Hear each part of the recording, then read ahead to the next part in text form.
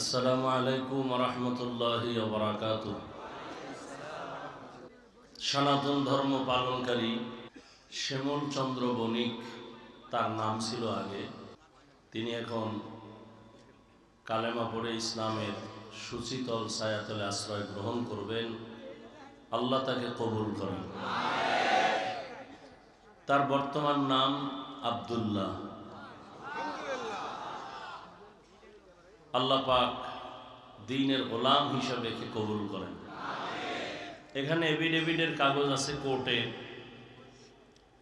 কারণ বর্তমানে তো অনেক ঝামেলা, যে কারণে এখানে কোর্টের কাগজ আমরা পেয়েছি। কারণ এই কাগজ ছাড়া আমি কাউকে কালেমা পড়াই না, যত জায়গায় পড়িয়েছি। তো কোর্টের কাগজ এখানে আছে এবং তার জিম্মাদার একজন আছেন কুমিল্লার। দোয়া করেন আল্লাহ পাক তার হেফাজতের জিম্মাদারির ব্যবস্থা করে দেন। তুমি আমার সাথে পড়ো।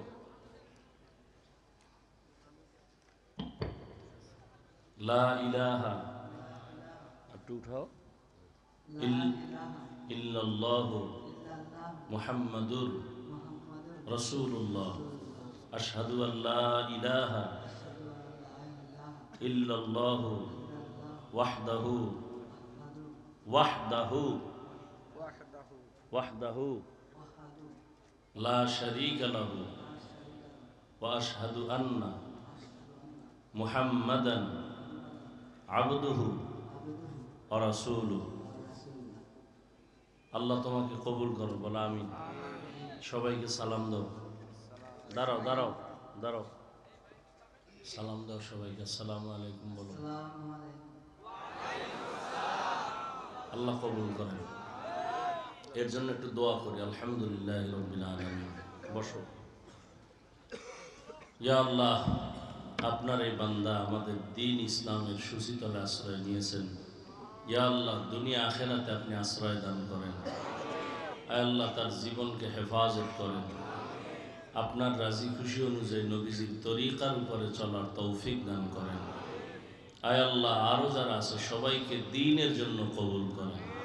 ইসলামের পতাকা সারা বিশ্বময় উড্ডীন করার তৌফিক দান করেন। আয় আল্লাহ, আমাদের সবাইকে দ্বীনের খাদিম হিসেবে কবুল করেন। وأوصفه زمري الله إن الله بصير بالعباد صلى الله تعالى على خير خلقه محمد وآله وصحبه أجمعين برحمتك يا أرحم الراحمين. الحمد لله الذي جعل الشمس والقمر بحسبان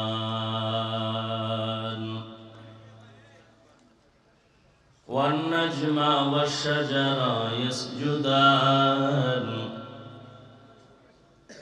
وفضل زمانا على زمان كما فضل مكانا على مكان وإنسانا على إنسان.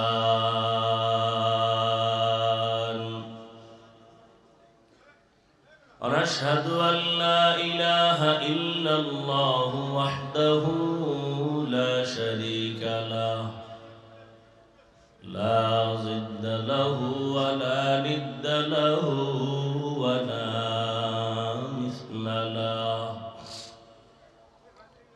ونشهد أن سيدنا وسندنا وحبيبنا وحبيب ربنا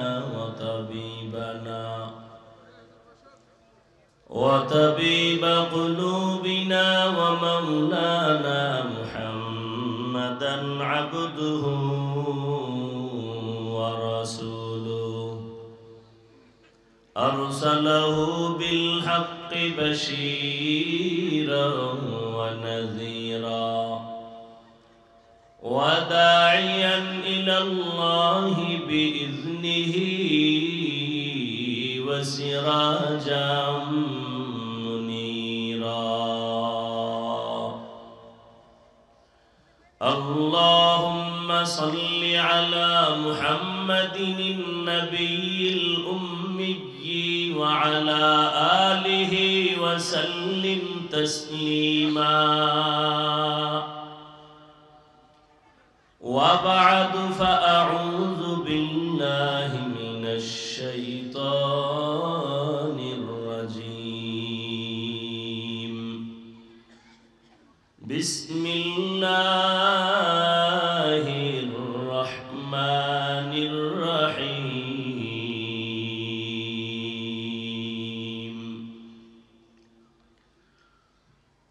يا أيها الذين آمنوا اتقوا الله وقولوا قولا سديدا يصلح لكم أعمالكم ويغفر لكم ذنوبكم ومن يطع الله ورسوله فقد فاز فوزا عظيما وقال النبي صلى الله عليه وآله وسلم من يزمن لي ما بين لحييه وما بين رجليه أزمن له الجنة أو كما قال النبي عليه الصلاة والسلام صدق الله مولانا العظيم وصدق رسوله النبي الأمي الكريم ونحن على ذلك من الشاهدين والشاكرين والذاكرين والحمد لله رب العالمين سبحانك لا علم لنا إلا ما علمتنا إنك أنت العليم الحكيم رب اشرح لي صدري ويسر لي أمري واحلل عقدة من لساني يفقه قولي زیر قدم آج بھی عالم کا خزینہ گر سنت نبوی کی کرے پیروی امت گر سنت نبوی کی کرے پیروی امت طوفان سے نکل جائے گا پھر اس کا سفینہ طوفان سے نکل جائے گا پھر اس کا سفینہ عاشق ہو برادر شہنشاہ دو عالم عاشق ہو برادر شہنشاہ دو عالم مشکوں سے زیادہ مبارک جس کا پسینہ مشکوں سے زیادہ مبارک جس کا پسینہ لا الہ الا اللہ لا الہ الا اللہ لا الہ الا اللہ لا الہ الا اللہ لا الہ الا اللہ لا الہ الا اللہ لا الہ الا اللہ لا الہ الا اللہ لا الہ الا اللہ محمد رسول اللہ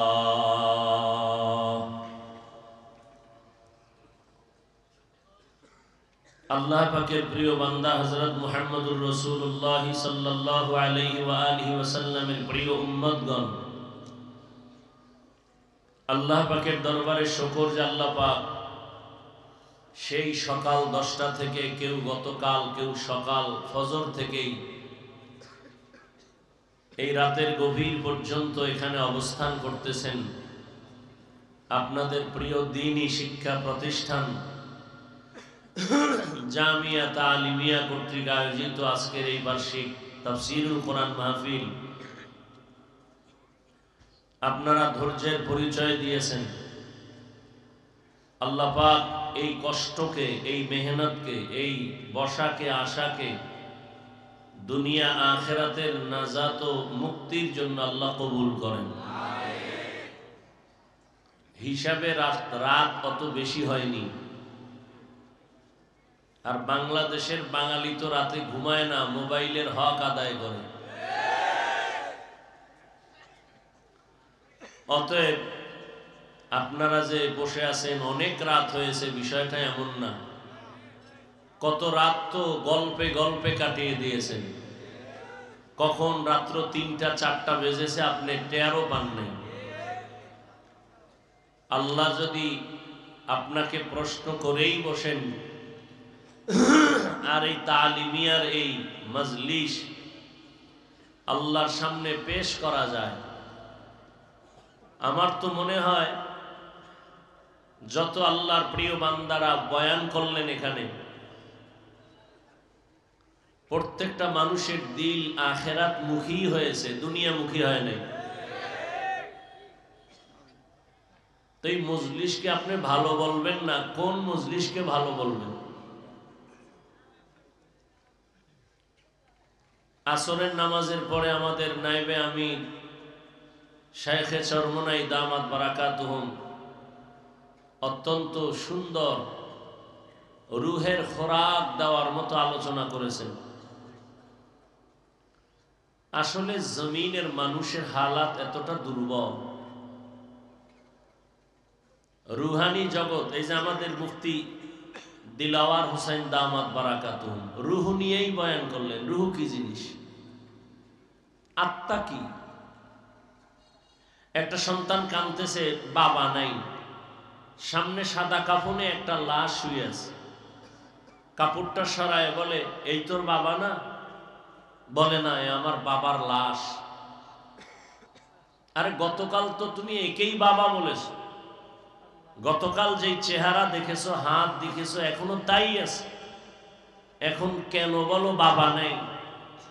তাহলে তুমি আসল বাবাকে এখনো চিনো নেই। আমরা দুনিয়ার সব চিনেছি, বাড়ি গাড়ি, টাকা পয়সা, আলেম ওলামা, ভাই ব্রাদার, বন্ধু বান্ধব সব চিনে ফেলেছি, কিন্তু নিজেকে চিনি নেই। আর আহলুল্লাহদের কথা, যে নিজেকে চিনে না সে আল্লাহকেও চিনে না। মান আরাফা নাফসাহু ফাকাদ আরাফা রাব্বাহ, যে নিজেকে চিনে সে আল্লাহকেও চিনে। তাহলে দুনিয়ার সব চিনলাম, ঘুম আরামের চিনছি, খানা খাইলে পেট ঠান্ডা হবে সব বুঝেছি। আমি কে?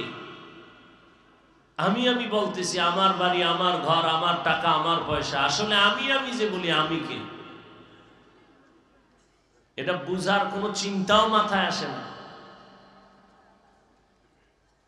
অতএব আপনারা ধৈর্যের সাথে কিছুক্ষণ বসবেন তো ইনশাআল্লাহ? না ঘুমে ধরছে?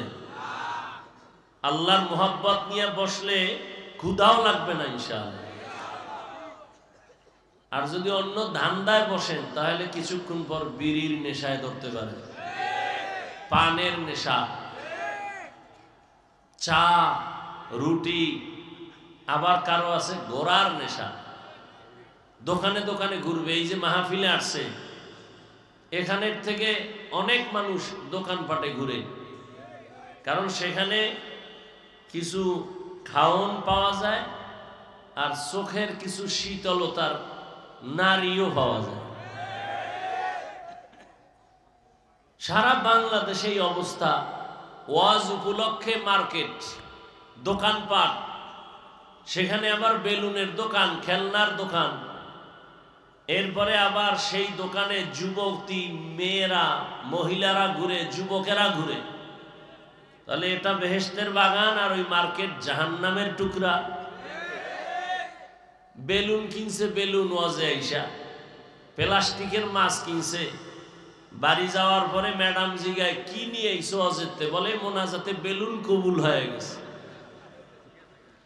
চিন্তা করেন আপনারা যে বেহেশতের বাগান যেখানে মানুষ কান্না করে বেকারার, আর সেখানে সে বেলুন নিয়ে খেলা করে, তামাশা করে, প্লাস্টিকের মাছ কিনে বাড়ি যায়।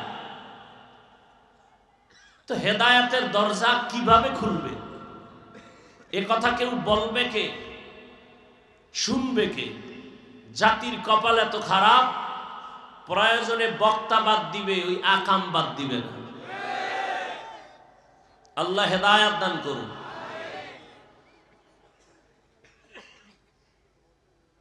অতএব আজকের রাত একটু সময় আপনাদের ধৈর্য আমি নষ্ট করব না।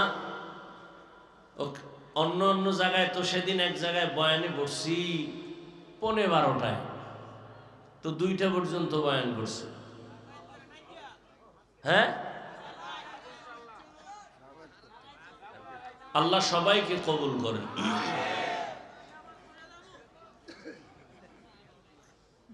আল্লাহ পাকে আদর্শ নগরকে নাস্তিক বেঈমানের আদর্শ নয়, রসুলের আদর্শ হিসাবে কবুল করে। আদর্শ তো ওই যে নায়েবে আমির দামাত বারাকাতুহুম লা ইলাহা ইল্লাল্লাহ, লা ইলাহা বুঝাইছে না, খুব সুন্দর করে বুঝাইছে।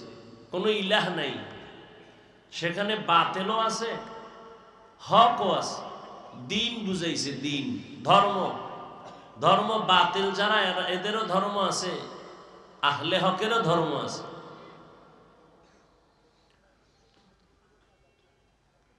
তো আমি সূরা আহজাবের 2 টুকরো আয়াত পড়েছি, নবীজির হাদিস থেকে 1 টুকরো হাদিস পড়েছি। আল্লাহ যদি তৌফিক দান করেন আর আপনারা যদি দোয়া করেন, সুশৃঙ্খল ভাবে ধৈর্যের সাথে বসেন, উঠা বসা না করেন, কারণ শয়তানের তো কাজ বন্ধ হয়ে আছে। শয়তান এগুলো পছন্দ করে না। সেই সকালে আসছো, এখনো উঠ, আর কত? শয়তান 3 দল, জিন শয়তান, নফস শয়তান, মানুষ শয়তান। জিন শয়তান প্যান্ডেলের বাইরে গেলেই ধরে ফেলাইব।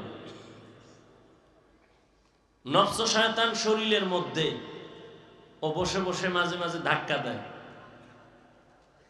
আর মানুষ শয়তান তো আপনার আমার পাশে অভাব নেই। বলবে হাফিজ সাহেবের বয়ান তো আমরা সব সময় শুনি, আজকে আর এত রাত দরকার নেই, আবার আরেকদিন শুনবো। বয়ান তো আসলে মাকসাদ না, খুব খেয়াল করেন, বয়ান আসল না। এই ময়দানে বসে কান্না করে একজন ময়দানের আশেকের হাতের সাথে যদি হাত মিলে যায়, আর আমার রবের দয়া যখন আসবে, রহমতের একটা ফোঁটা যদি লেগে যায়, তো হেদায়েতের দরজা খুলে যায়।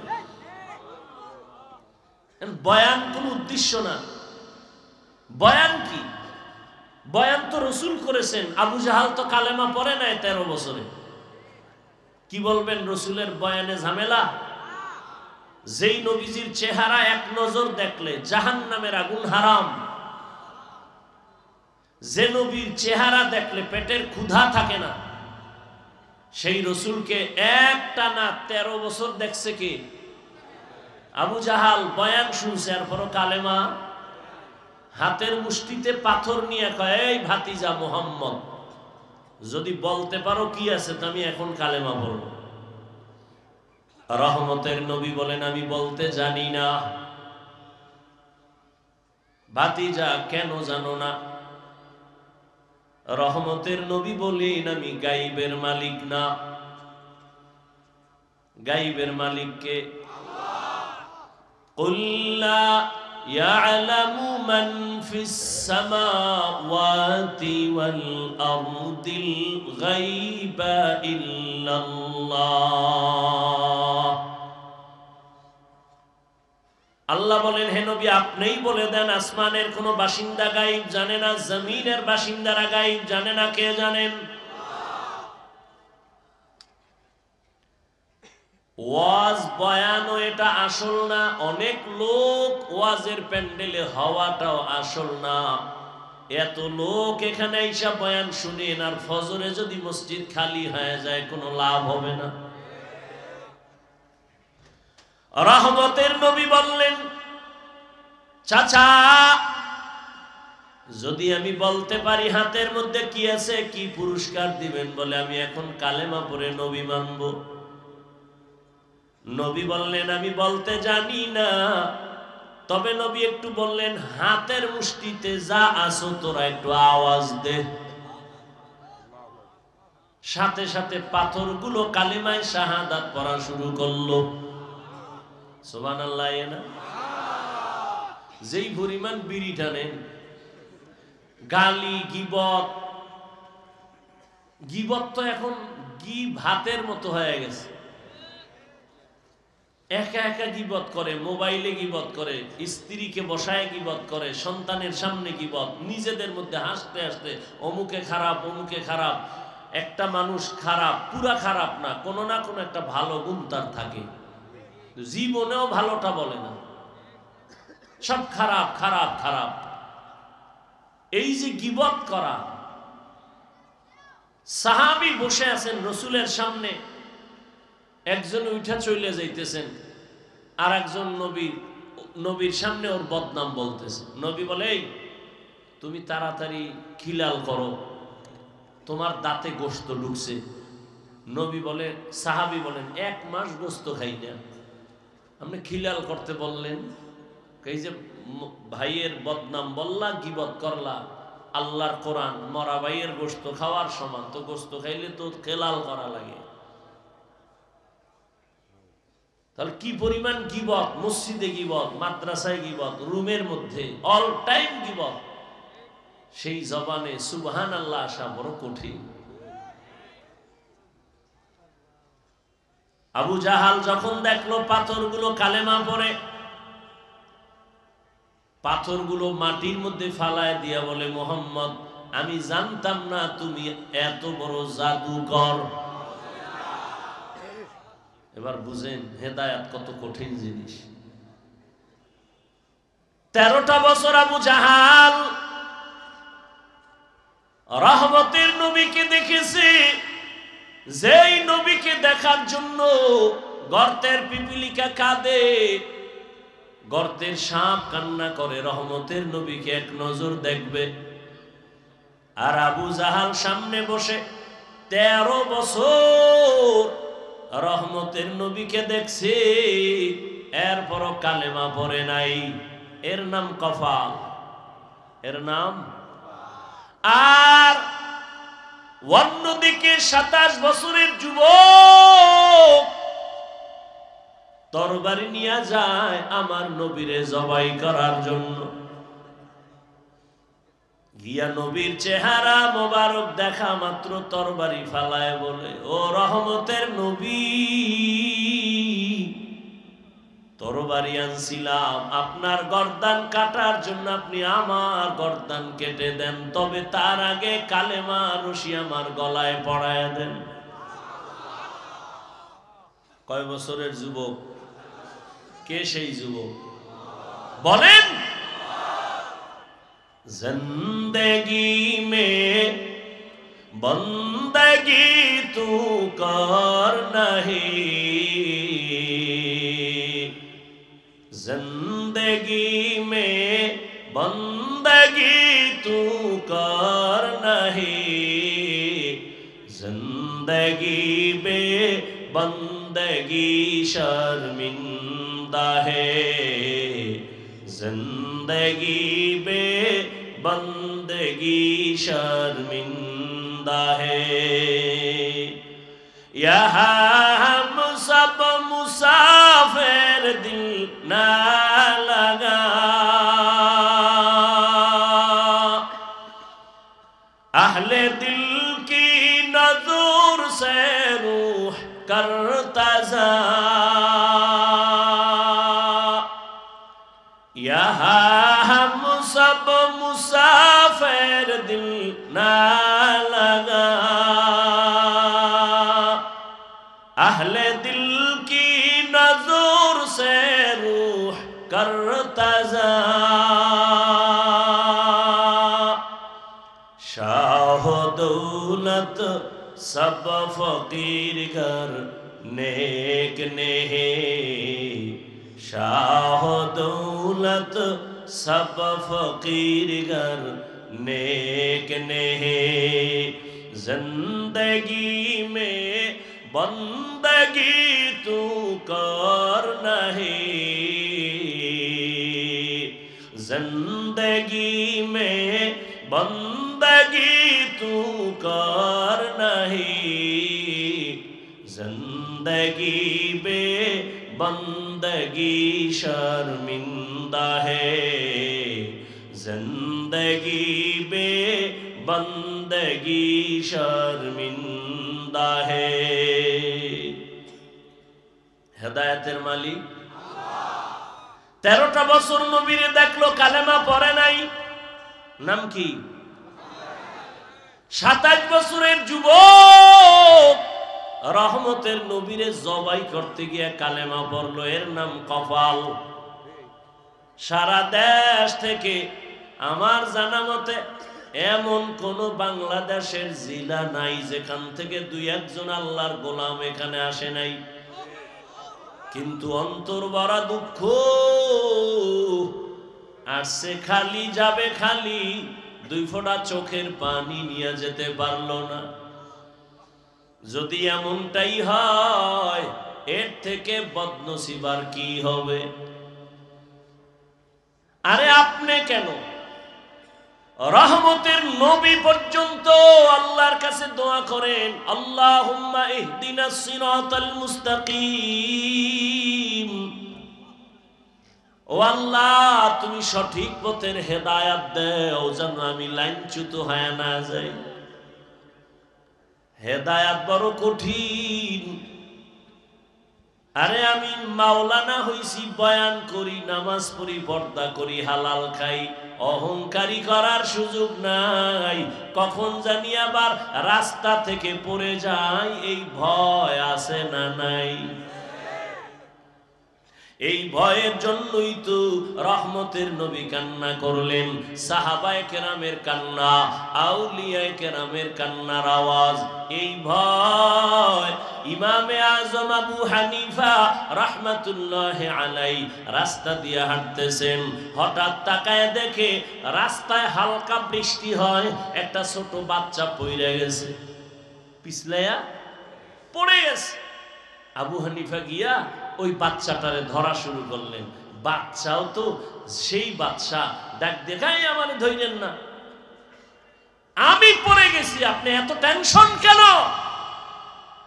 আমি পড়ে গেছি, আমাকে ধরার এত টেনশন করেন, আপনি আপনাকে ঠিক রাখেন, আপনি পড়ে যায়েন না। কারণ আমি গ্রামের এক বাচ্চা যদি পড়ে যায় কোনো ক্ষতি নাই, আর আবু হানিফা যদি পড়ে যায় গোটা দুনিয়া পড়ে যাবে।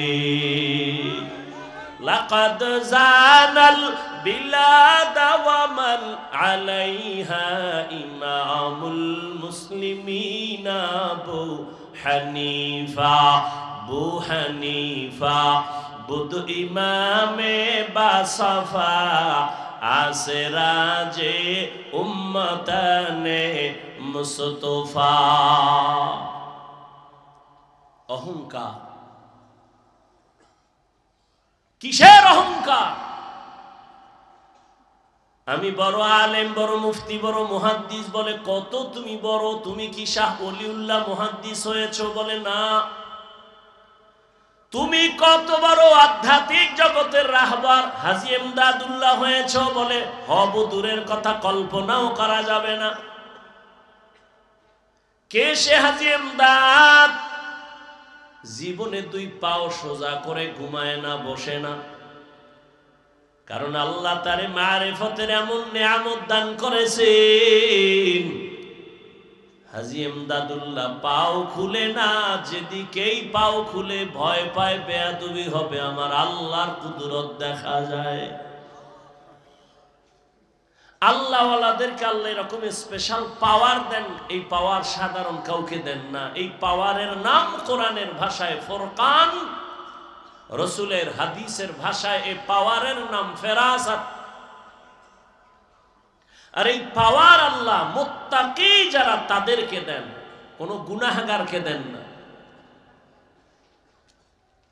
আমাদের সমাজে অনেক পণ্ডিত, ভালো করে কথাটা মনে রাখবেন, পারলে লিখে রাখবেন, নামাজ নাই রোজা নাই হারাম খায়, আর সে স্লোগান দেয় আমি ইসলাম চাই, ইসলাম সমাজে বাস্তবায়ন করব। আল্লাহর জাত ও সিফাতের কসম একবার, ওয়াল্লাহি দুইবার, বিল্লাহি তিনবার, তাল্লাহি। কথাটা লিখে রাখবেন, ওই পেস্টুন লাগাইছে না, এরকম ব্যানার করে করে লিখে রাখবেন যে কথাটা বলতেছি। আজীবন তিনবার কসম করে বললাম, ভালো করে লিখে রাখবেন। আল্লাহ পাক কোনদিন ইসলামের পতাকা কোন বেনামাজি, সুদখোর, ঘুষখোর, হারামখোরের হাতে দিবেন না। কোনদিন কোন সুদখোর, ঘুষখোর, বেনামাজির দ্বারা এই জমিনে আল্লাহ ইসলাম কায়েম করাবেন না। যদি কোন সুদখোর, ঘুষখোর, বেনামাজি বলে আমি ইসলাম চাই, ধোঁকাবাজ। ভালো করে লিখে রাখবেন, কোনদিন আল্লাহ কোন বেনামাজি, কোন হারামখোর, আল্লাহর দুশ্মন দিয়া ইসলাম বাস্তবায়ন করাবেন না। যদি আল্লাহ যদি সেই চিন্তাই করতেন যে আমি আল্লাহ পাক যারে তারে দিয়া কাজ করায় দিব, না, ইসলাম আপনার কাছে ইজারা দেয় নাই। ইসলাম কোন ব্যক্তির কাছে ধরা না, ঠেকা না। যদি ঠেকা হতো তো আমার রহমতের নবীকে আল্লাহ নিতেন না। নবীরে আল্লাহ নিয়ে গেছেন, সেই তো দিনের বাহক, সেই তো আদর্শ রেখে গেলেন। কোরআন আর তার উপরে আসছে, ১৫০০ বছর চলে গেছে, দিন বন্ধ হয়ে গেছে। আল্লাহ বুঝাই দিলেন, তুমি মনে কইরো না যে আমি হাফিজুর রহমান না থাকলে ইসলাম থাকবে না, চরমনের হুজুর না থাকলে ইসলাম থাকবে না, তাবলিগের মুরব্বীরা না থাকলে ইসলাম থাকবে না। না,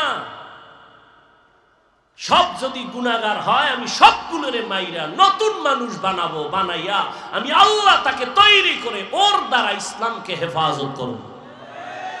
তারপরেও কোনো বেনামাজির হাতে ইসলামের পতাকা দিব না। অতএব যারা স্বপ্ন দেখে, নামাজের খবর নাই, পর্দার খবর নাই, হালালের খবর নাই, এরা যদি স্বপ্ন দেখে ইসলাম কায়েম করবে, মিথ্যাবাদী, ধোঁকাবাজ।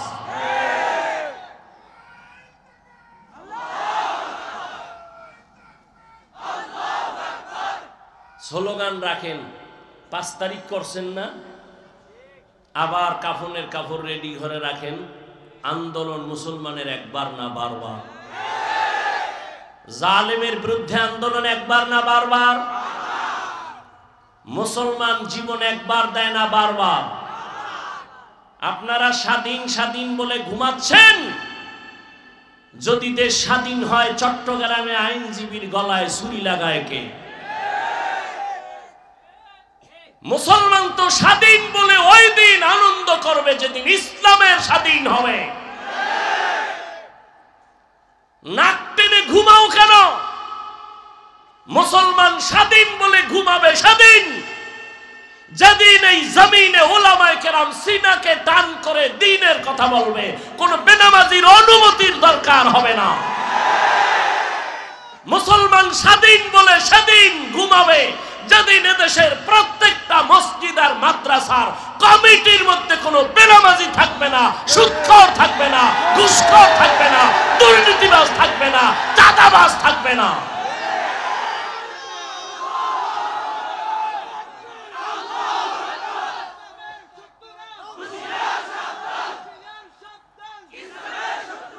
ইসলামের শত্রুরা এমনি হুঁশিয়ার, গোগার জ্বালাইও না, তোমরা হুঁশিয়ার, নাইলে বাস খাবা। আবার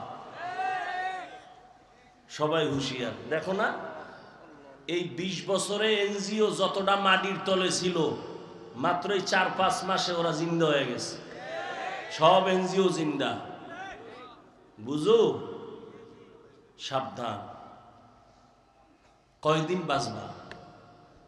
বাঁচার কত স্বপ্ন নিছিল, আবু সাইদ বাঁচতে পারছে? বাঁচার স্বপ্ন ছিল মুগ্ধর, বাঁচতে পেরেছে? ছাত্র জনতার আন্দোলনে কত মাদ্রাসার ছাত্র চলে গেছে। আমাদের উজানি মাদ্রাসার নাজেমে তালিমাত আমারে খুব মহব্বত করেন, এই কাজলা মাদ্রাসা, তার ছোট ছেলেটা এই যাত্রাবাড়ি সেদিন ওই 5 তারিখের আন্দোলনে চলে গেছে, শহীদ হয়ে গেছে। ভালো ছেলে, ভালো ছাত্র। তো মৃত্যু তো হবে। কাপুরুষের মতো কেন? বেঈমানের গোলামি করে কেন? গায়রুল্লাহর পা ধরে কেন? কার পিছনে ঘুরে নামাজ ছেড়েছো? কি পাওয়ার আশায় দাড়ি কেটেছ? শিয়ালের হাতে মুরগি দিয়ে কয় 3 দিনের আমানত। শিয়াল কয় দোয়া চাই, মাফ চাই। 3 দিন কেন, 1 দিনও না।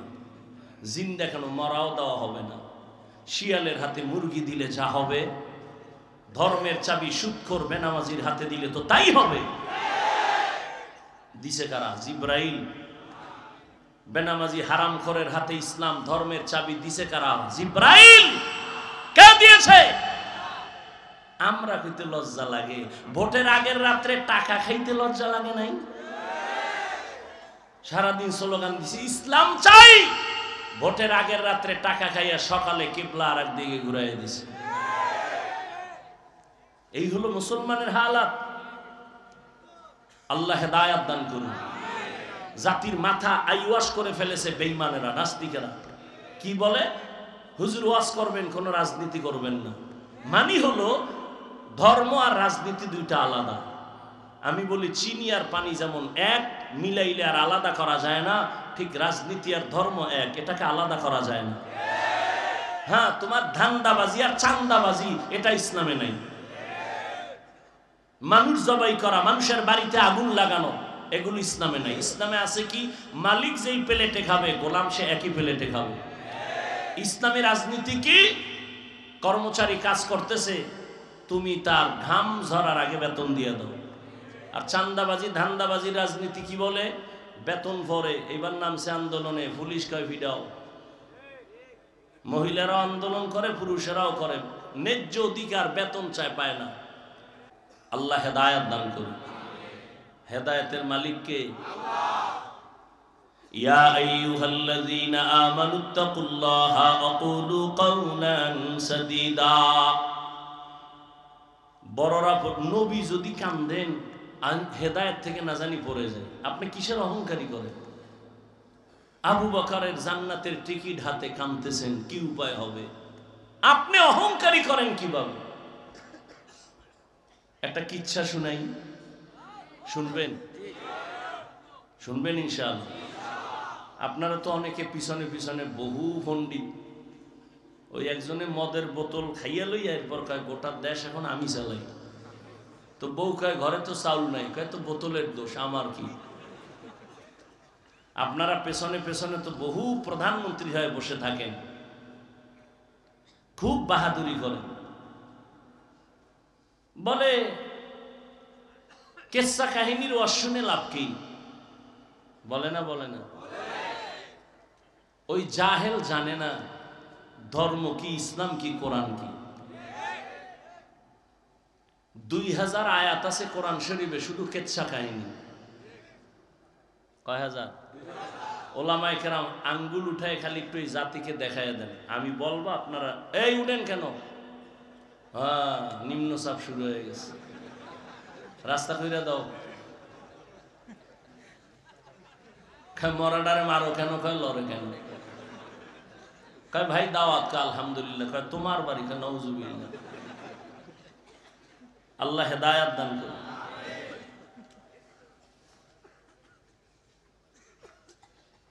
কি কথা বলতেছিলাম? 2000 আয়াতের উপরে আছে কেচ্ছা কাহিনী। তুমি মনে কইরো না গাঞ্জা খাইয়া অজে বসছি। সারা বাংলাদেশ বিদেশে বয়ান করি আল্লাহর শুকর। আল্লাহ দিছেন, বান্দার এখানে হাত আছে? কোনো হাত নাই। মা বাবার চোখের পানি, আমার উস্তাদ মুরব্বীদের কলিজার নেক নজর, এটাই আমার পুঁজি।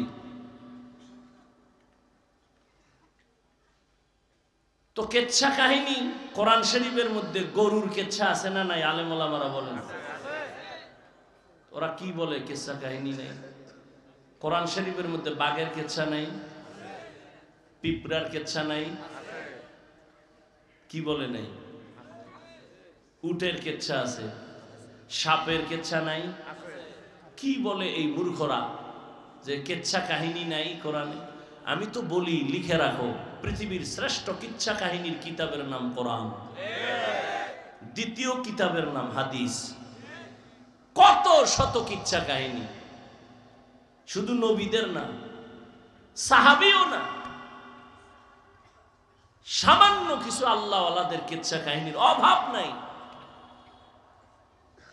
আর আমরা তো সোনাবন্দের গানের কেচ্ছা বলি না, আমরা ওই কেচ্ছাই বলি যে কিচ্ছা বললে শুনলে দিল নরম হয়, চোখে পানি আসে। এরকম একটা কেচ্ছা শুনাই।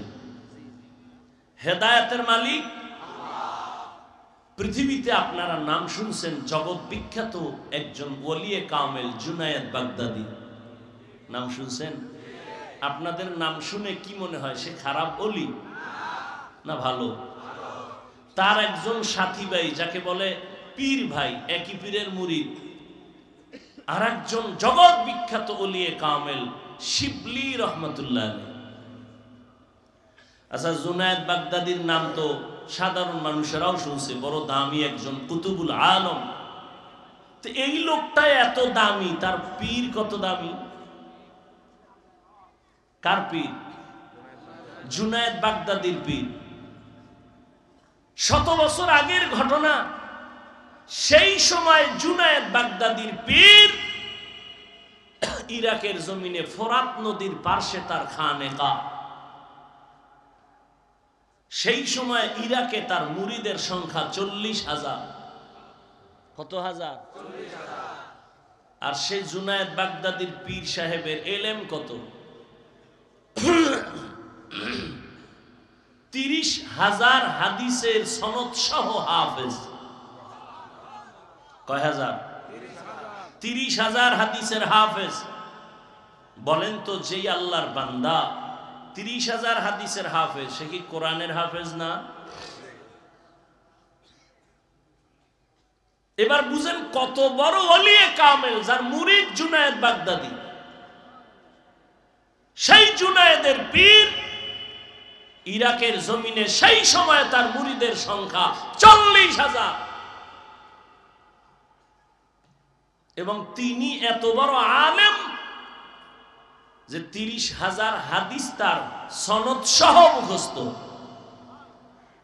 আমরা তো হাদিস শুনাইলে ক্বালা রাসূলুল্লাহ, নবী বলছেন বইলা ডাইরেক্ট গেছি গে মদিনায়।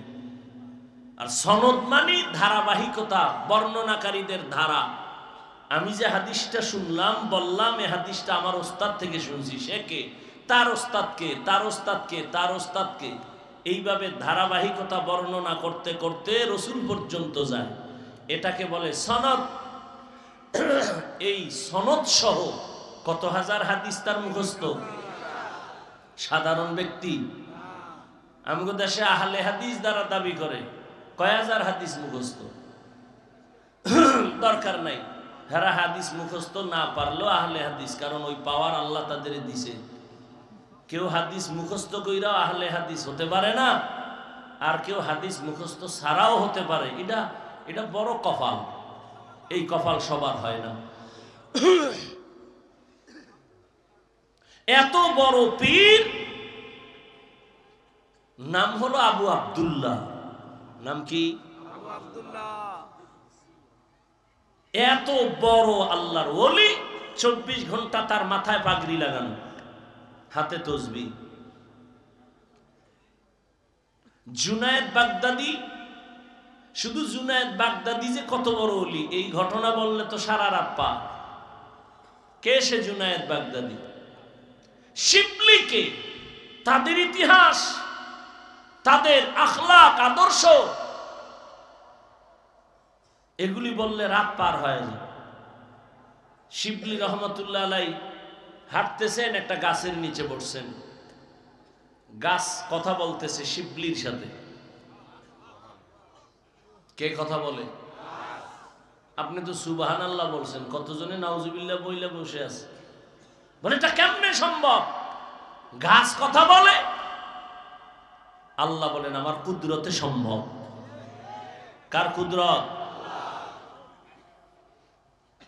গাছ বলে শিবলি তুমি আমার মতো হয়ে যাও তো জান্নাত ওপেন হয়ে যাবে, সহজ তোমার জিন্দেগি হবে। শিবলি কয় তোমার মধ্যে এমন কি গুণ আছে যে তোমার মতো হলে আমার কপাল খুলবে? বলে এক নাম্বার গুণ হলো পৃথিবীর মধ্যে আমি বড় সবরকারী, ধৈর্য ধারণ করেনেওয়ালা। বলে তার দলিল কি? বলে দেখ আমার সামনে দিয়া যায় যেই ব্যক্তি, সে একটা আঘাত করে লাঠি দিয়া বাড়ি মারে, চামড়া কেটে নেয়। এত আঘাতের উপরে এত আঘাত, একবারও আমি কাউকে কিছু বলি না, বরং বিনয় হইয়া তারে তাজা ভিটামিন ফল দেই। আমারে এত ঢিল মারে, চামড়া কেটে নেয়, আমি কিচ্ছু বলি না, বিনিময়ে আরো কি দেই? ফল দেই। খাড়া হয়ে দেই না, নত হয়ে দেই, নে খা। শিবলিও তো সেই বান্দা। তোমার মধ্যে এত সুন্দর গুণ থাকলে আগুনে জ্বালায় কেন তোমারে? গাল ডাক দিয়ে কয় রে শিবলি, আমার মধ্যে যেমন একটা ভালো গুণ আছে, এমন একটা খারাপ গুণ আমার মধ্যে আছে। কি বলে? আমার ভেতর একটা অহংকারী ভাব আছে। আমি জন্মলগ্ন থেকে উপরে উঠতে চাই, খালি উপরে যেতে চাই, উপরে যেতে চাই, নত হতে চাই না। গাছের এই স্বভাব নাই? কই অহংকার দমনের শাস্তি আগুন। অহংকার। শিবলি বলে দুই সবক পাইলাম তোমার থেকে, এক সবক ধৈর্য, আমি আল্লাহর কাছে চাই তোমার মতো ধৈর্য ধারণকারী হয়ে যায়। আর এক সবক পাইলাম অহংকারী হওয়া যাবে না, আল্লাহ অহংকার মুক্ত জীবন দান করে। হেদায়েতের মালিককে। ওই 40,000-এর মুরিদের পীর আবু আব্দুল্লাহ জুনায়েদ শিবলি সহ সফরে রওনা। যাইতেছে যাইতেছে যাইতেছে যাইতেছে অনেক দূরে চলে গেলেন। হঠাৎ এক জায়গায় গিয়ে দেখে খ্রিস্টানদের বিশাল এলাকা। আপনারা ঢাকা থেকে যদি ওই 300 ফিট দিয়া নরসিংদী যান বা গাজীপুর দিয়া যান, গোরাশাল হইয়া গেলে ওখানে একটা বিশাল এরিয়া আছে, দেওয়াল করা খ্রিস্টান পাড়া, বিশাল। আর এখন তো খ্রিস্টান মিশনারিরা টাকা দিয়া দিয়া ওই উত্তরবঙ্গে চট্টগ্রামে মানুষকে টাকা দিয়া দিয়া খ্রিস্টান বানায়। এগুলো বললে বলবে আমরা উগ্রবাদী, আর আমাদের বিরুদ্ধে কিছু বললে আমরা কোনো জবাব দিতে পারবো না, তো আমরা ভালো। আল্লাহ হেদায়েত দান করুন। জুনায়েদ বাগদাদি শিবলি রহমাতুল্লাহ আলাইহি চলছেন। যাইতে যাইতে আবু আব্দুল্লাহ তার পীর শুধু দুইজন না, অনেক মুরিদের একটা কাফেলা। যেতে যেতে হঠাৎ ওই খ্রিস্টানদের এলাকা পার হইতে গিয়া দেখে একটা সুন্দর একটা গির্জা দেখা যায়, খ্রিস্টানদের ইবাদতখানা। 30,000 হাদিসের হাফেজ, 40,000 মুরিদের পীর আস্তে করে দাঁড়ায় গেলেন। জুনায়েদ শিবলির কাফেলাকে বললেন তোমরাও দাঁড়াও। খ্রিস্টানদের গির্জার দিকে এক নজরে তাকায় রইলেন, যেন কি ভাবলেন। এইবার কিছুক্ষণ দাঁড়ায় থাইকা মুরিদেরা কিছু জিগায়ও না, বেয়াদবি যদি হয়ে যায়। কতটা আদব তারা চিন্তা করে চলতেন। বলে চলো। যাইয়া কিছু দূর পরে ওই খ্রিস্টান পাড়ার এক মাথায় গিয়া দেখে আবু আব্দুল্লাহ জুনায়েদ বাগদাদির পীর। নজর করে দেখেন গ্রামের মধ্যে একটা পানির কূপের থেকে খ্রিস্টানদের সুন্দরী সুন্দরী মেয়েরা ওখান থেকে পানি ভরে ভরে ঘরে যায়। আবু আব্দুল্লাহ 40,000 মুরিদের পীর ওখানেও দাঁড়ায় গেলেন। এক নজরে খ্রিস্টানদের ওই পানি মেয়েরা যে নিয়ে যায় সুন্দরী, এক নজরে তাকায়া থাকলেন দীর্ঘক্ষণ। শিবলিও কিছু বলে না, জুনায়েদও কিছু বলে না, না জানি বেয়াদবি হয়ে যায়। কারণ আল্লাহওয়ালাদের হিসাব আলাদা। আল্লাহওয়ালাদের আল্লাহ এমন কিছু পাওয়ার দান করেন যেটা সাধারণ মানুষকে আল্লাহ দান করেন না। যেমন থানবী রহমাতুল্লাহ আলাইহির ঘটনা দেখেছি। তিনি একদিন সফরে রওনা, দেখে এক গ্রাম এলাকায় মেয়েরা পানি নেয়। একই ঘটনা, কিন্তু ওইটা এটা এক না, সেম এই লাইনে পানি নিতেছে মেয়েরা। থানবী এক নজর তাকাইলেন। দীর্ঘ টাইম তাকানোর পরে ওখান থেকে চলে গেলেন খানকায়ে ইমদাদিয়া। মুরিদদের মধ্যে গুঞ্জন শুরু হইল, হুজুর এটা করলো কি? মেয়েদের দিকে দীর্ঘ টাইম তাকায় রইল, কারণ কি? কিন্তু জিজ্ঞাসা করে না। থানবী রহমাতুল্লাহ আলাইহি বুঝতে পেরেছেন এদের অন্তরে একটু দোলা খায়। ডাক দিয়া বললেন, ও ভক্তরা, বলো কি যেন তোমাদের অন্তরের মধ্যে সন্দেহ দৌড়ায়, বলো। একজন মুরিদ ডাক দিয়া কয়, হযরত, রাস্তায় চলার পথে ওই এলাকার মেয়েদের দিয়ে তাকাইলেন কেন বুঝলাম না। হযরত বললেন, যাও তোমরা একজন গিয়া তার বাড়ি খবর নাও, খবর নিয়ে তারপরে আবার আসো। 2-3 জন মুরিদ ওখানে গেলেন। যাইয়া দেখি ওই বাড়ির মধ্যে শুধু কান্নার আওয়াজ। যেই সুন্দরী মেয়েটা পানি নিয়ে বাসায় গেল সে আর দুনিয়ায় জিন্দা নাই। মুরিদেরা চলে আসছে, হযরত যেই মেয়ের দিকে তাকাইছিলেন পানি নেওয়ালা, ওই বাড়ি কান্নার আওয়াজ, ওই মেয়ে আর বেঁচে নাই।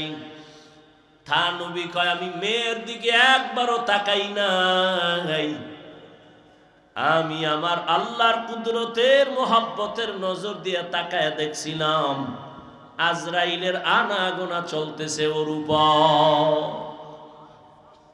এ পাওয়ার কে দিছেন? আল্লাহ দেন। কাকে দিবেন? মুত্তাকিন যারা, তাদেরকে। কোনো গাঞ্জাখোরের দিবেন, কারণ অনেক গাঞ্জাখোরও আছে কিন্তু অলৌকিক পাওয়ার দেখায়। এক গ্লাস পানির মধ্যে আঙ্গুল রাখিয়ে কইবে, দেখ এটা মিষ্টি হয়ে গেছে। আপনি মুখে দিয়ে দেখবেন চিনি ফেল, কইতে তো বড় বাবা। কয় বাবা না, বাবা না, শুধু বাবা নাই, কাবা কাবা। ভালো করে মনে রাখবেন, অলৌকিক পাওয়ার আল্লাহ দেখাইবেন আল্লাহর প্রিয় গোলাম মুত্তাকিনদের দ্বারা। কিন্তু যদি দেখেন একজন বেনামাজি পর্দা করে না, সে যদি অলৌকিক কিছু দেখায়, এটা আল্লাহ দেখান না, এটা ওর কুফরি কালাম আর জিনের খেলা।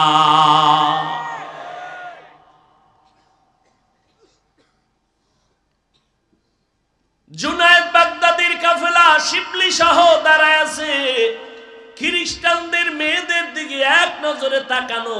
30,000 হাদিসের হাফেজ, 40,000 মুরিদের পীর, নজর যে দিছে আর সরায় না। শিবলিকা, হযরত আমাদের খানকায় কি যাবেন না? নজর ঠিক সরায় না, ইশারা দিয়ে কয় তোমরা যাও, যাও, আমি যাব না। শিবলি আতঙ্কিত হয়ে গেলেন। পাগলের মতো হয়ে গেলেন, ব্যাপার কি বুঝলাম না। হযরত আপনি যাবেন না কেন?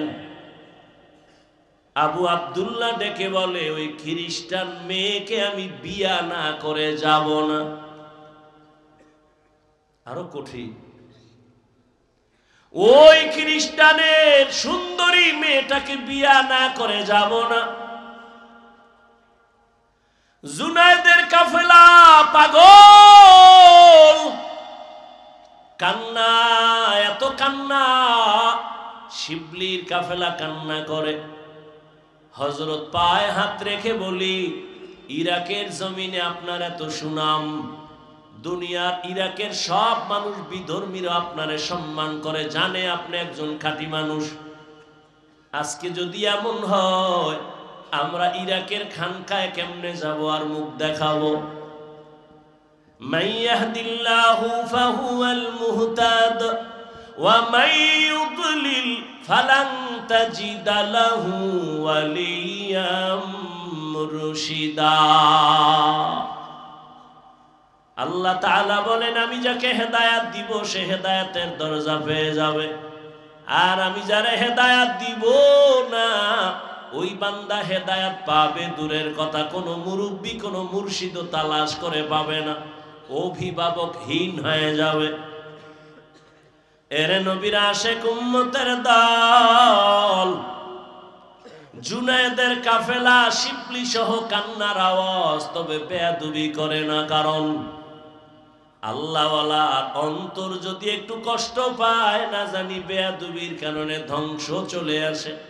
লিকুল্লি শাইইন জিনাতুন ফিল ওয়ারা ওয়া জিনাতুল মারই তামামুল আদাবি। আজ খোদা খাহি মে তৌফিক আদব, বেআদব মাহরুম গাশত আজ ফজলে রা। এই জন্যই তো আল্লাহ বারবার বলে, আমাকে ভয় করো। কারণ একটা সন্তান যখন মা বাবাকে ভয় করে চলবে, মা বাবার সামনে অন্যায় করবে না। এই সান্দারা, একটা শিক্ষকের ছাত্র যখন ভয় করে চলবে, তখন ওই ছাত্র ওস্তাদের সামনে অন্যায় করতে পারে না।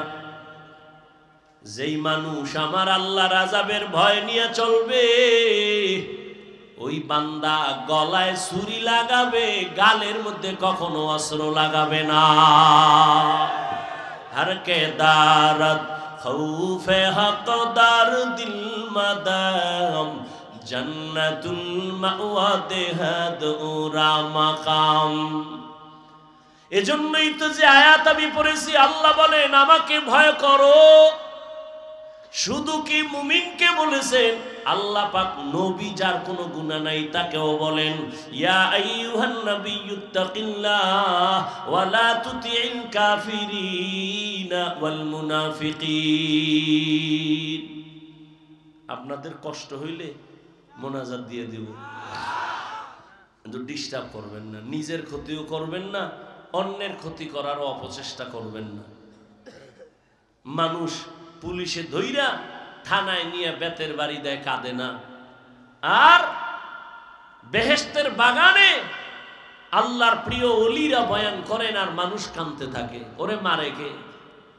থানায় পুলিশ আসামি নিয়ে বেতের বাড়ি দেয়, চোখে পানি নাই, আর আল্লাহ ওয়ালাদের মজলিসে বসে মানুষ কাঁদতে থাকে, ওরে মারে কে? বড় কঠিন বিষয়।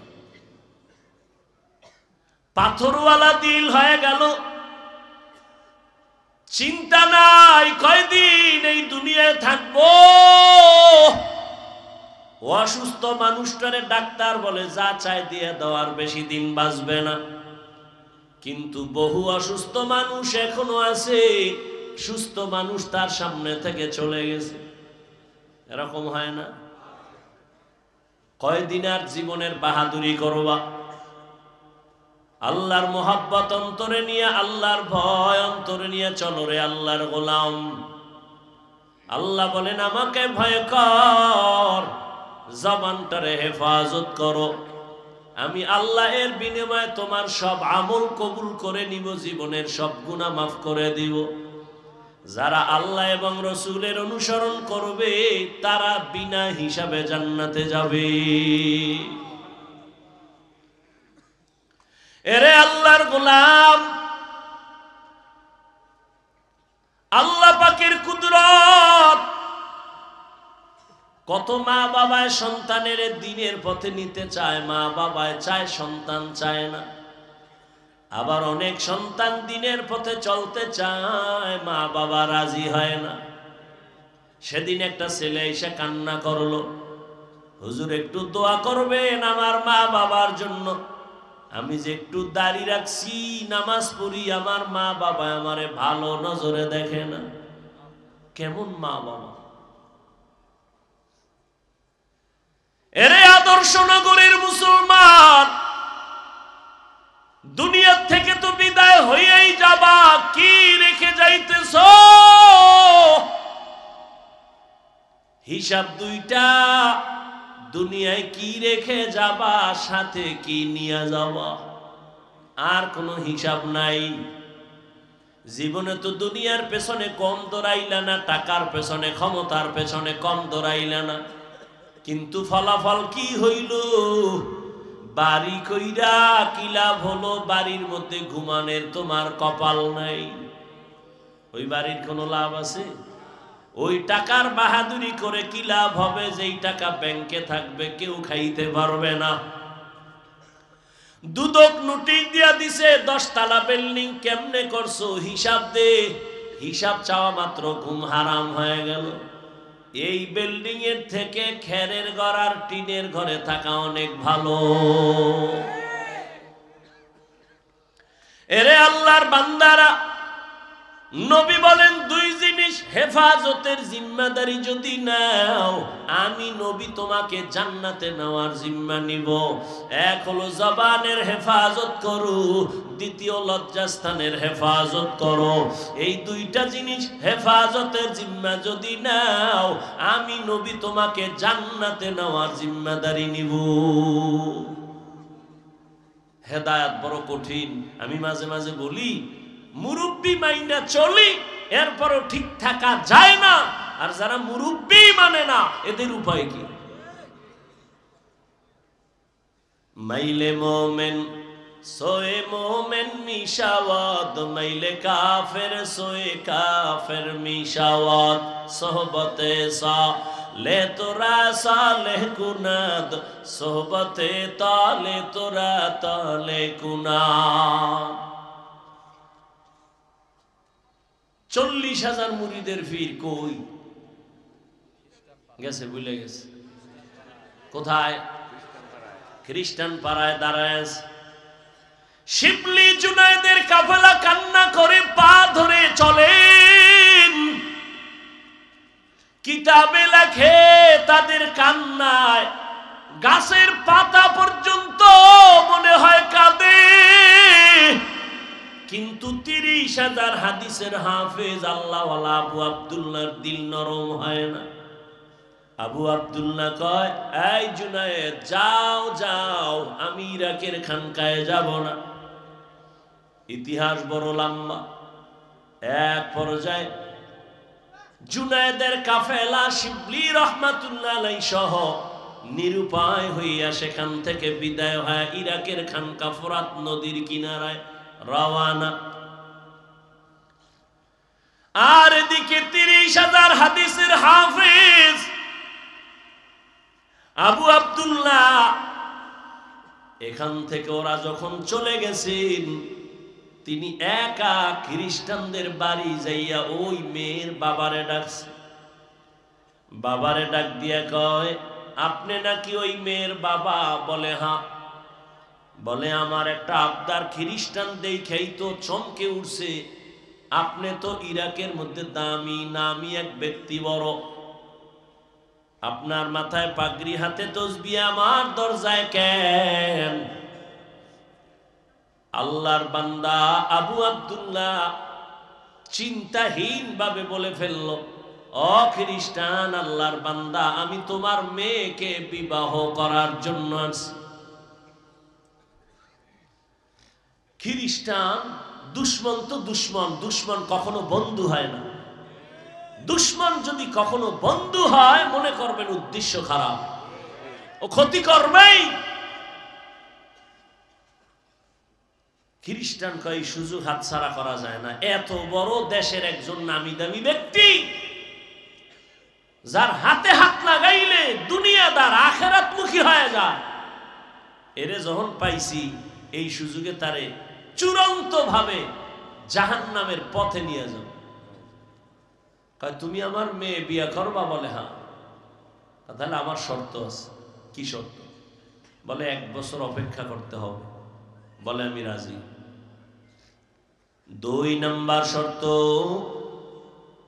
মদিনার পাগড়ি পোশাক তুমি ফালাইয়া তোমার মাথায় আমাদের খ্রিস্টানদের ইউনিফর্ম প্যান্ট শার্ট আর টাই আর ক্যাপ লাগানো লাগবে।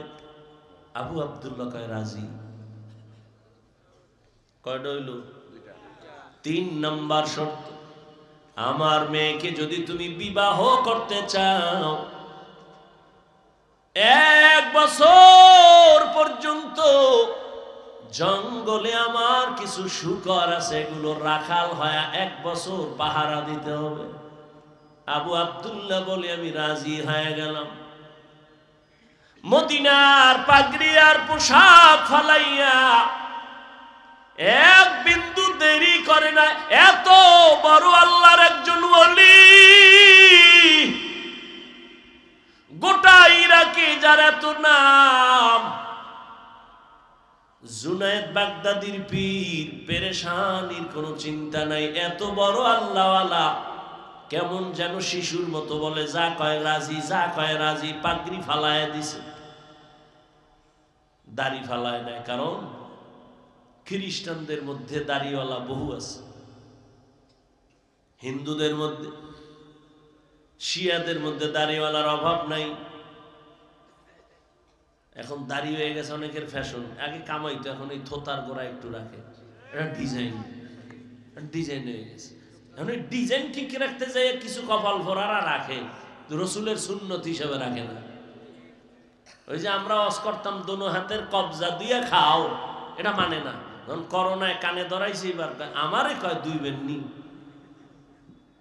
কেমন ধোয়ায় পাইছে, পকেটে একটা এরকম মেডিসিনের বোতল লয়ে ঘুরে, কতক্ষণ যায় চাপ দিয়া এরকম করে। আর আমরা যে উলামায়ে কেরাম বয়ান করছি 2 হাতের কবজা ধুইয়া খাইতে বসো, মদিনার সুন্নাত মানে নাই, হুজুর গো কথা কানে নেয় না। অথচ এই জমিনে উলামায়ে কেরাম টুপিওয়ালারা এই জাতির চিরন্তন বন্ধু, আর সব হলো ধান্দাবাজ।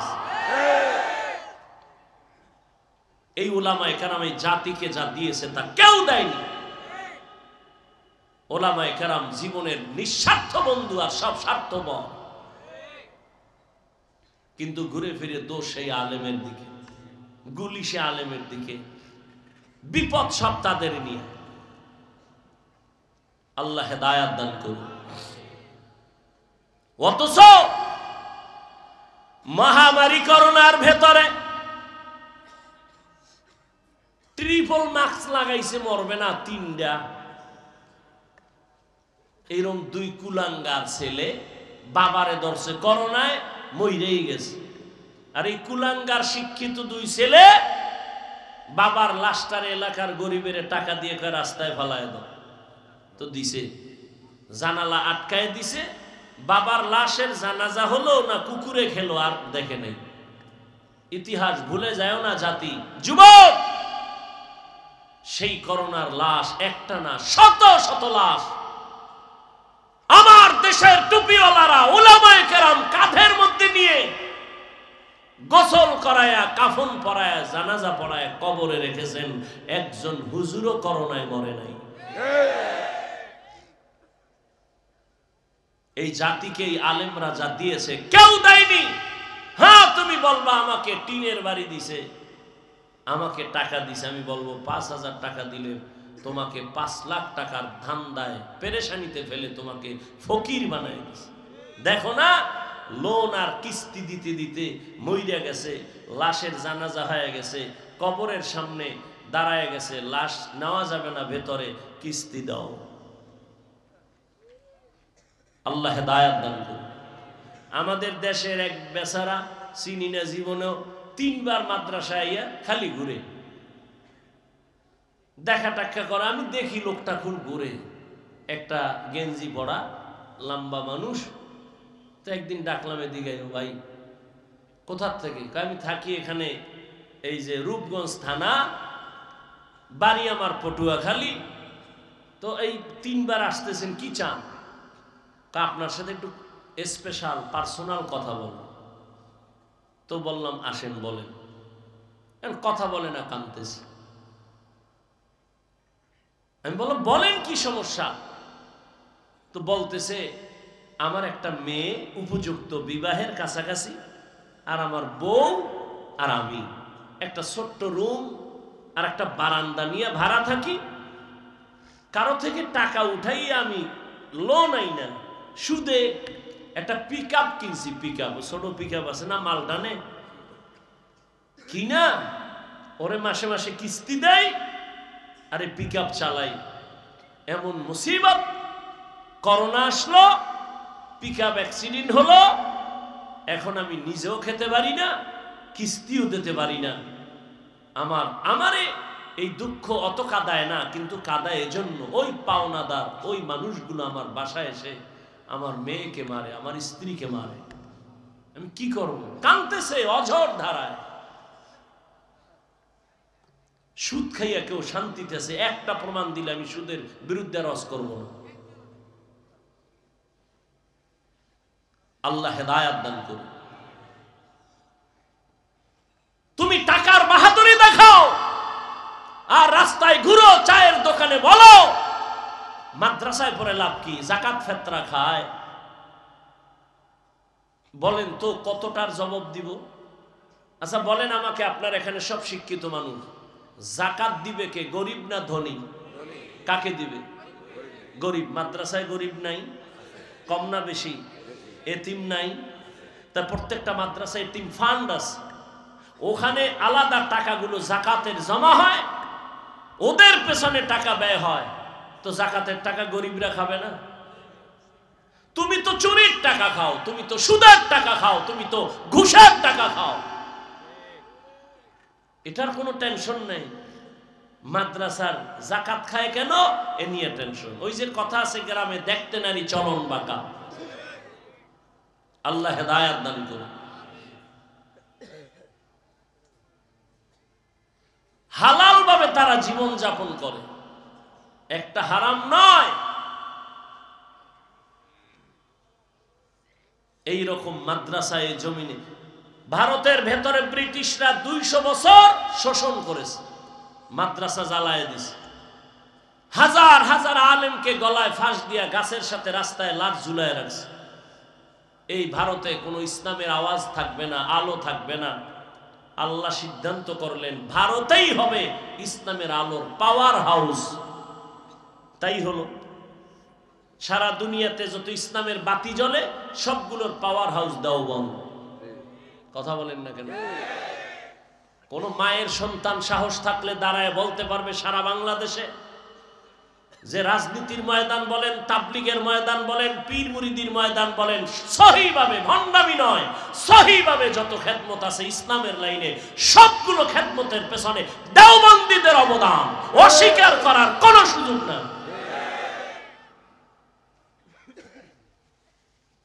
আল্লাহ হেদায়াত দান করুন। কওমি মাদ্রাসা কমছে না বাড়ছে? চরমোনাই কমতেছে না বাড়তেছে? এর কারণ কি? একটাই কারণ, বিরোধিতা করা। বিরোধিতা করছে, এই জন্য কওমি মাদ্রাসা বেড়ে গেছে। বিরোধিতা করার কারণে চরমোনাই বাড়তেছে। কথা ঠিক না? বিরোধিতা করার কারণে তাবলীগের খেদমত কমছে না বাড়ছে? 2 দল হইয়া আরো পাল্লা দেয়, কে কার আগে আগায় যাবে। বাকি কিছুটা ওই যে অহংকারের বয়ান করতেছি, ঝামেলা সেখানে। আল্লাহ সবাইকে বিনয়ী হওয়ার তৌফিক দান করেন। দেখেন তো, দিন শেষে তো ইসলামেরই বদনাম। কি ভাই? দিন শেষে তো আমাকে ইসলামের বদনাম। একটা মানুষ যদি চিন্তা করে যে না, কিছু হোক বা না হোক ইসলামের বদনাম হতে দিব না। তাহলে আর কোনোদিন ঝগড়া থাকে? আল্লাহ সবার মধ্যে বিনয়ী হওয়ার তৌফিক দান করে। বয়ান শেষ করে দিব, আর 2-4 মিনিট হবে না? আল্লাহ সবাইকে কবুল করে। ঘটনাটা কোথায় রাখছি গেছেন? হ্যাঁ, রাজি হয়ে গেছে। 1 বছর কি রাখতে হবে? জঙ্গলে শুকর, পাগড়ি ফালায় দিছে, জামা ফালায় দিছে, শার্ট প্যান্ট টাই ক্যাপ লাগাইয়া লাঠি একটা হাতে নিয়ে জঙ্গলে যায়, শুকরের রাখাল হয়ে সারাদিন থাকে। 1 মাস, 2 মাস, 3 মাস, 4 মাস, 6 মাসের উপরে ইরাকের সেই খানকা থেকে জুনায়েদ আর শিবলির কাফেলা আবার রওয়ানা। আমাগো শায়েখের খবর কি? তারা যে কোনোদিন এটা কারোর বলেও নাই, ওই খানকায় যায় কানতেছে, আল্লাহ যাদের দ্বারা দিন পাইলাম তাকে তুমি দিনের দিকে ফিরায় দাও। আর আপনি কি করতেন? বয়ান কইরা নামার আগে ফেসবুক গরম, নামতে পারি না, এর মধ্যে গরম হয়ে গেছে পুরা দেশ। কি এহেনতি একজন ইনজেকশন মাইরে দিছে, দিয়া সে মনে করে আমি কামিয়াব। আল্লাহ হেদায়াত দান করুন। আলেম ওলামাদের বদনাম যারা লেখে, যা বলে, সে যে লাইনের আলেম হোক, মূলত শেষ সময় যায় হিসাব হয় ইসলামের বদনাম। অতএব এই দিক নিয়ত করে চিন্তা করে এরপরও যারা বিরোধিতা করে, আমি সারা বাংলাদেশে বলি, এরা মা বাবার সুন্দর আদরের সন্তান না, অভিশপ্ত সন্তান। আল্লাহর বান্দা 1 বছরের নিয়তে শুকর রাখতেছে, আর ওইদিকে জুনায়েদের কাফেলা রওনা হয়ে গেছে। আমাদের শায়েখের কি খবর? বিশাল কাফেলা নিয়া ওই খ্রিস্টান পাড়ায় আইসা খবর নিতেছে, আমাদের আবু আব্দুল্লাহ পীর সাহেবের আপনারা চিনেননি? কেউ বলে চিনি, তবে তারে দেখি নাই। ঘুরতে ঘুরতে ঘুরতে ঘুরতে একজন থেকে খবর জানলো, তিনি জঙ্গলে এক বুড়া মানুষ, সাদা দাড়িওয়ালা, মাথায় ক্যাপ লাগানো, প্যান্ট শার্ট লাগানো, জঙ্গলে শুকরের রাখাল হয়ে কাজ করে। জুনায়েদের কাফেলা, শিবলি রহমাতুল্লাহ আলাই, সবাই জঙ্গলের দিকে রওয়ানা। জঙ্গলের ভেতরে গিয়ে কিছু দূর ভিতরে গিয়ে দেখে ঠিক একটা গাছের ছায়ায় ওই ক্যাপ লাগানো সাদা দাড়িওয়ালা একটা হাতে লাঠি নিয়ে দাঁড়ায় আছে, সামনে শুকর। জুনায়েদের কাফেলা হাঁটতেছে, সামনে যায়। আল্লাহর বান্দা দাড়িওয়ালা 40,000 মুরিদের পীর নজর দিয়ে যখন জুনায়েদের চেহারায় পড়ছে, শিবলির চেহারায় পড়ে গেল, তখন সে একটু আটকে উঠল। এবার ওখানে দাঁড়ানো জুনায়েদের কাফেলা, শিবলি রহমাতুল্লাহ আলাইহি সহ কাছে গিয়া দাঁড়ায়া সালাম দিলেন, সালামের জবাব নিলেন না।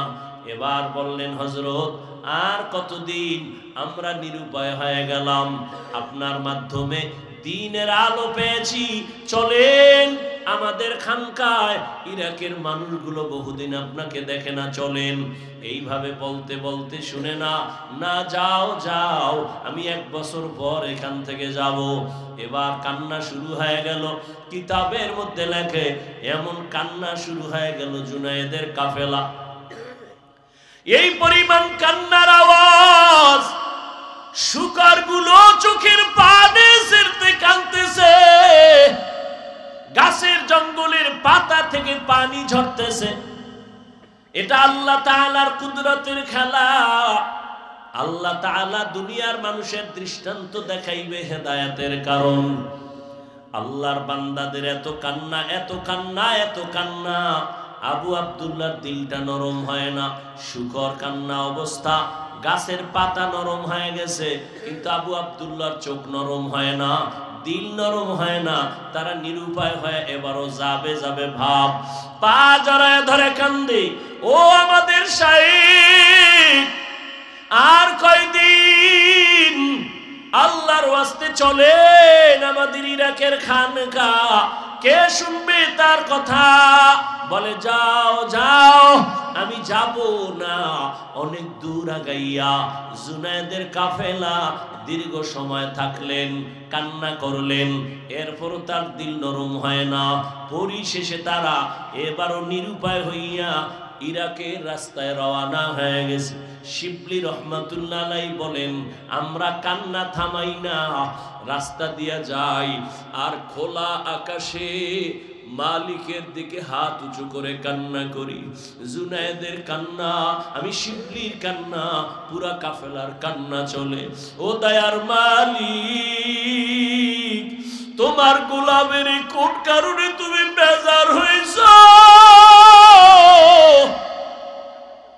হেদায়েতের দরজায় ফিরাইয়া দাও রে মালিক। ও আল্লাহ, তুমি আমাদের আর কত কাঁদাইবা? দয়া করে আমাদের শায়েখের ফিরাইয়া দাও। কান্না করতে করতে শিবলি আর জুনায়েদের কাফেলা অনেক দূর যখন চলে গেছেন, হঠাৎ শিবলি বলেন, আমরা কান্না করতে করতে যাচ্ছি, রাস্তা সামনে অনেক দূর, হঠাৎ করে তাকায় দেখি সামনের রাস্তার পাশে একটা পানির কূপ। ওই পানির কূপ থেকে আমাদের আবু আব্দুল্লাহ, আমাদের শায়েখ, উলঙ্গ অবস্থায় কালেমায় শাহাদাত পড়তে পড়তে কূপের থেকে গোসল করে ওখানে দাঁড়ায় আমাদের ডাকে, আমার একটা কাপড় দাও, আমার একটা কাপড় দাও, শরীরটা আবৃত করব। শিবলি জুনায়েদ বলেন, আমরা দৌড়ায় যাইয়া আমরা কাপড় দিলাম, চাদর দিয়া তারে আবৃত করে। এরপরে আমরা তাকে নিয়ে আবার ইরাকের খানকায় রওয়ানা। ইরাকের খানকায় যাইয়া আমরা তাকে নিয়ে থাকলাম। আগের মতো খেদমত শুরু হলো। শিবলি বলেন, আমি এক পর্যায়ে আদব রক্ষা কইরা আমি আমাদের শায়েখরে জিজ্ঞাসা করেছিলাম গোপনে, ও শায়েখ আমার, 40,000 মুরিদের আপনি পীর, আমরা আপনার মুরিদ, আমাদের দেখা কত মানুষ দিনের পথ খুঁজে পায়, আপনার এমন কি হয়েছিল যে আপনি খ্রিস্টান মেয়ের জন্য পাগল হয়ে গেলেন? কারণটা কি?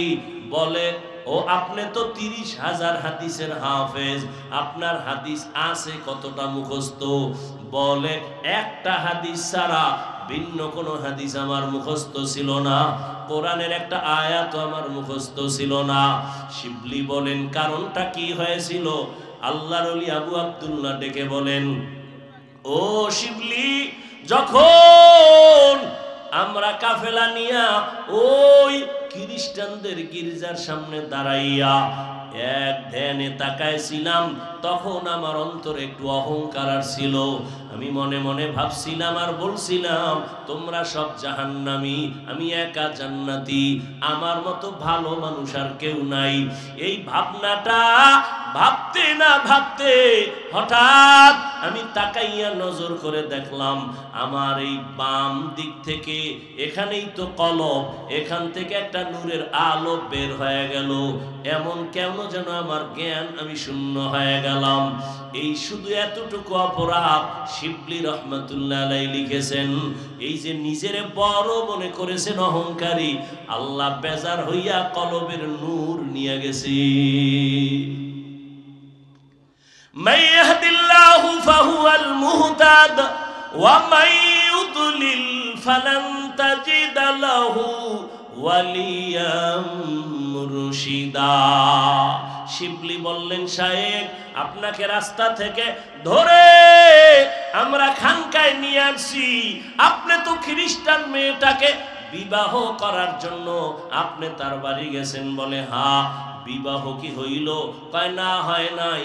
1 বছরের টাইম দিছে তারে আমাকে বিয়া দেওয়ার ক্ষেত্রে, এর আগে দিবে না, আমি এখনো পারি নাই, 1 বছর টাইম তো হলো না। আল্লাহ আমাকে আবার এই খানকায় ফিরায় দিছেন। আল্লাহর কাছে হেদায়েতের দোয়া করো, আল্লাহ পাক রব্বুল আলামিন যেন এই হেদায়েতের উপরে মজবুতি অর্জন করার তৌফিক দান করে। এদিকে আল্লাহ তাআলা কয়, এরে আবু আব্দুল্লাহ, যেই মেয়েটাকে তুই নেওয়ার জন্য পাগল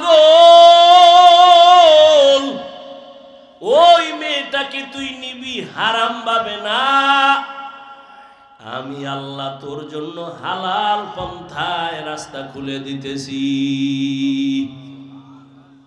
রাস্তা খুলতেছি হালাল ভাবে। তবে দুনিয়ায় না।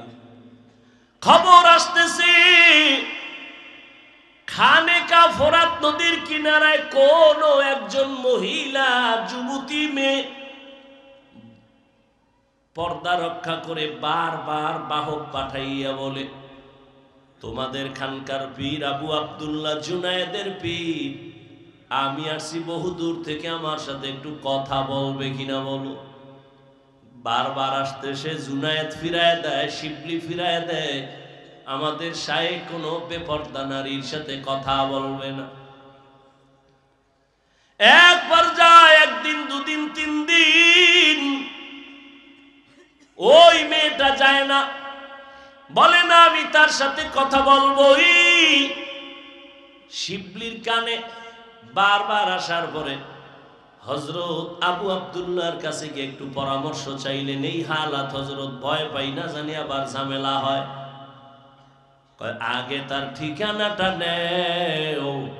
ঠিকানা যখন নিয়ে আসছে তখন দেখে যেই মেয়েটারে বিয়া করার জন্য মদিনার পোশাক ফালাইছি, ওই খ্রিস্টান মেয়েটা তার খানকার ওই দূরে দাঁড়ায়া কথা বলার অপেক্ষায় আছে। মেয়েটা প্রস্তাব দিয়েছে, হযরত যদি বেয়াদবি না নেন, আমি নতুন ভাবে তার কাছে কালেমা পড়ে মুসলমান হতে চাই। এরে পর্দার আড়ালের আম্মা জান,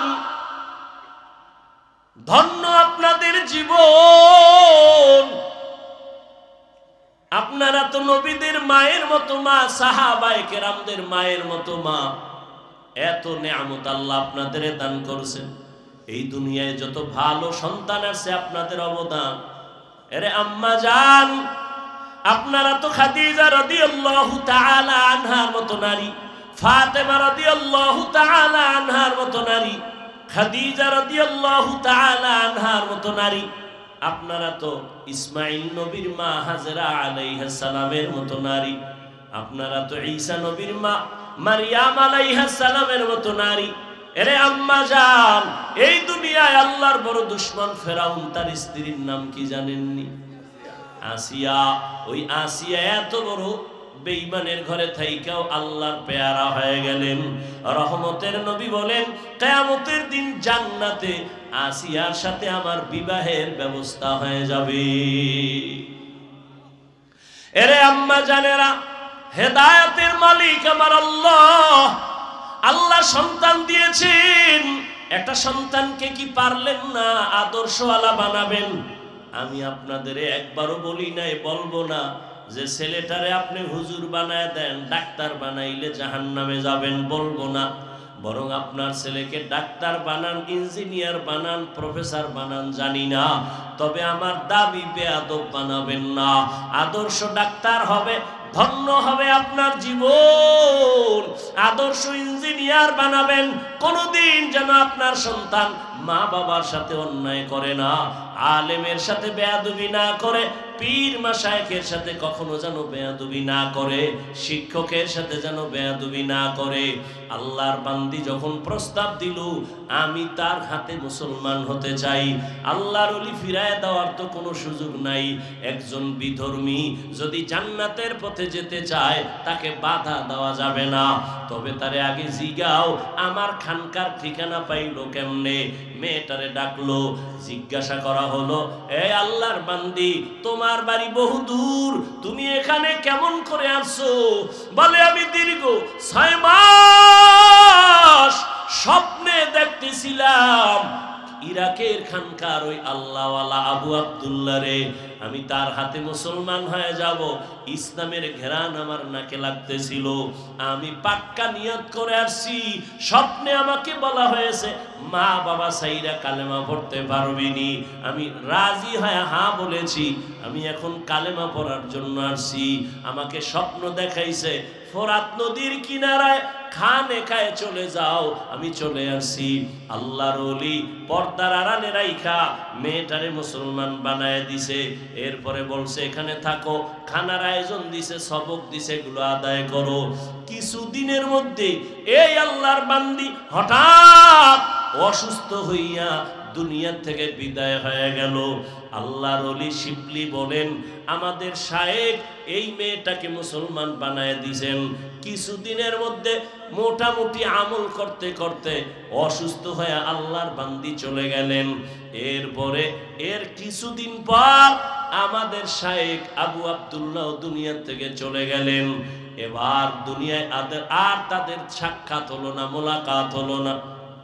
মনে মনে ভাবতেছিলাম আবু আব্দুল্লাহ আমাদের শায়েখ বিবাহের জন্য এত পথ পাড়াইলেন, 1 বছরের কিনারায়, মেয়েটাও জায়গায় আসলো, বিয়ে তো আর হলো না। শিবলি রহমাতুল্লাহ আলাইহি বলেন দীর্ঘদিন পর আমি একদিন ঘুমের ঘরে স্বপ্নে দেখি ওই আমাদের পীর, 40,000 মুরিদের পীর, 30,000 হাদিসের হাফেজ, তাকায় দেখতেছি দোনোজন জান্নাতের বাগানে দোনোজন বিচরণ করতেছে। প্রশ্ন করলাম কি হালাত? বলে আমাদের দোনোজন জান্নাতে বিবাহের ব্যবস্থা হয়েছে।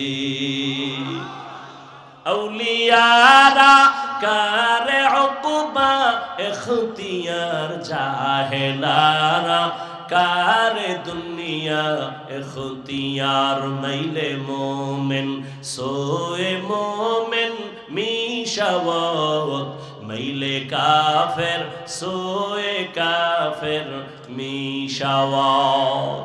এরে আল্লাহর বান্দারা, ও পর্দার আড়ালের মা বোনেরা, কয়দিন আল্লাহকে নিয়ে কবরের দিকে যান।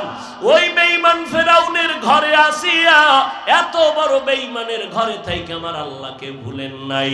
ফেরাউনের ঘরে থাইকা আমার আল্লাহর পেয়ারা বান্দি হইয়া কবরে চলে গেছি।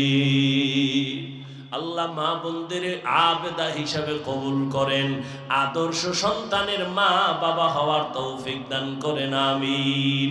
সবাই আমিন বলেন। মোনাজাত যাদের লাগবে না, বহু বুজুর্গ আছে, গুনাহ নাই, মোনাজাতেরও কি নাই, প্রয়োজন নাই।